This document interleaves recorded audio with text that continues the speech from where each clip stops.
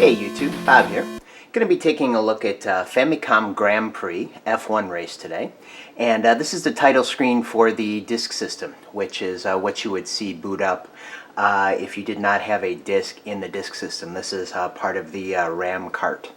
And just a basic overview of the way the disk system works is the disk system itself reads the data from the disk and then transfers it to a RAM pack or a RAM cartridge, which interfaces through the cartridge slot on the Famicom.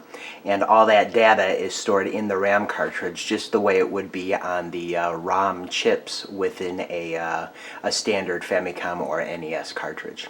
So that way it can access the data quickly. However, when you need to load save data or save data, that's when the disk system actually reads and writes from the disk, and that can put you in front of some load times there. So we're going to see that with this Famicom Grand Prix game. And you see here on the title screen it's asking me to set the disk card, which is basically please insert disks or disk. So I'm going to do just that. I have my disk here.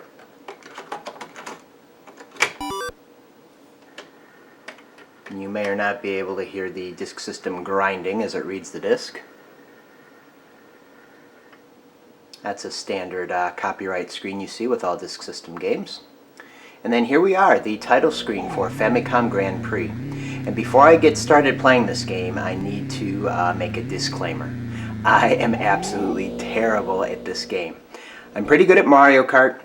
I'm pretty good at pole position or RC Pro-Am or Rad Racer to a degree. But this game, it's causing me some problems. And that's partly due to the fact that all the documentation or instructions for it that I'm finding with any detail are in Japanese. So you're going to see me do very poorly at this game. If I hit start here, you see we have game start, entry level, name, and service data. I'll take you into some of these screens before we get to the actual game start. And I think most of these options here had to do with the competition that Nintendo had set up, where you would race, you would save your high scores or times to the disk for the disk system, and you could bring your disk to a kiosk at participating retailers. And it was a special kiosk, I believe. It wasn't the exact same as a typical disk system disk writer kiosk where you could go and swap out games. This particular kiosk would actually send your high scores to Nintendo for consideration for a prize. So I think if we go to name, this is a place obviously to enter your name. I see a little icon in the lower left that looks like maybe a telephone. Maybe that's your telephone. It says Denwa. Denwa I think means telephone. So I think this is how Nintendo would know who you were, and then they would be able to send prizes and notifications to you based on this information. So you wanted to be sure that you had this correct. So you hit select to go back. Service data. Now this screen here, it's asking me to wait. So it loads up here. Tell me what game you think this looks like here. See, we have hearts, scrolling, a lot of text, all in Japanese. If you guessed The Legend of Zelda, you are correct. This looks a lot like the story screen for the Legend of Zelda game.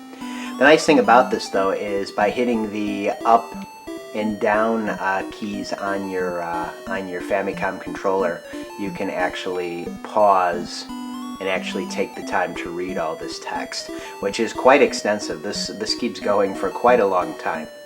And as I'm looking here, it seems like it's mostly in, if not all, in hiragana and katakana. And I believe the reason they stayed away from kanji, as they do in a lot of Japanese games, is they're intended for kids. And kids haven't learned most or maybe any of the kanji yet, depending on their age. So I think they stick to hiragana and katakana, which are the first writing systems that Japanese students learn in school. So I think this screen here is just telling you how to save and submit information to Nintendo using the disk kiosk at a store. So if you read Japanese and you want to let us know in the comments what exactly this is talking about, please let us know. It'd be interesting to know what this extensive text is all about. But anyway, to get out of this screen here, you hit select. It's going to ask us to wait as it loads up. And we'll go back up to entry level. Now this particular mode, I'm going to be honest, I'm not really sure what this is all about. You see we have entry level 1, 2, 3, 4, and then Otaya, I don't know if that's ya or you. Otayarikona. I'm not sure. Okay, the Japanese there. I have a feeling that whatever this is, maybe they had different tiers of competitions and corresponding prizes. The best obvious would be for level 4 probably, and then it would go in decreasing value up to level 1. But it depends on what race or level you wanted to submit your scores for. So I think that's what this screen is for. If you've played the game or if you read Japanese, let us know. I'm curious to know what this select entry level screen is all about. So I'm going to hit select to go back and actually finally get into game start here. So we got Grand Prix race and time trial race. I'm going to do Grand Prix race just so you can see what the courses look like with drivers on them, and you're going to see me do very poorly. I'm going to do horribly here, and mainly it has to do with this game's steering method, I believe. That, and I'm just bad at the game. So there are several cars. I believe there are over 20 cars, and their colors, it looks like we have orange or yellow, red, and blue. And the color denotes how good the tires are. And as we get into the actual race screen, you're going to see that tires are among several of the stats that you need to keep maintained as you're racing. And I'll explain more about that later. But there are several cars, there are 20. You can purchase them, you can upgrade them, all of those types of things. So it looks like I have 130 money. I haven't really figured out how to spend money, mainly because I haven't been able to earn any money because I'm so bad at the game. But let's see what the screen looks like. In order to race, you have to change to side B, so I'll go ahead and do that.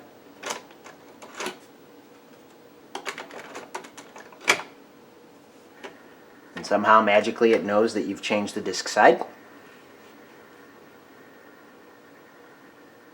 And here we have level 1, 2, 3, and 4, just like we saw before. I'm going to choose level 1, assuming that it's the easiest. And then here, I believe, I get to choose my car. It seems that this one has a weak body, pretty good tire, awesome body, awesome tire, so long as it's dry, I believe. And then, you know, mid-range body, mid-range tire. I'm going to take the middle car just because I need all the help that I can get. And it looks like in the upper right-hand corner, for this particular circuit on level 1, we have dry conditions and it's sunny. And all those are going to affect your race. So I'm hitting now A to accelerate, B is to brake, and in order to steer, there's two ways you can do it. You can use a tapping method, and each time you tap, your car rotates 45 degrees and 22.5 degrees, and you can choose to race the whole time, just tap, tap, tap, incrementally turning. You can also hold in, like I'm doing now, but there's more of a chance for going off the road and then of course overcorrecting, which can really mess up your time.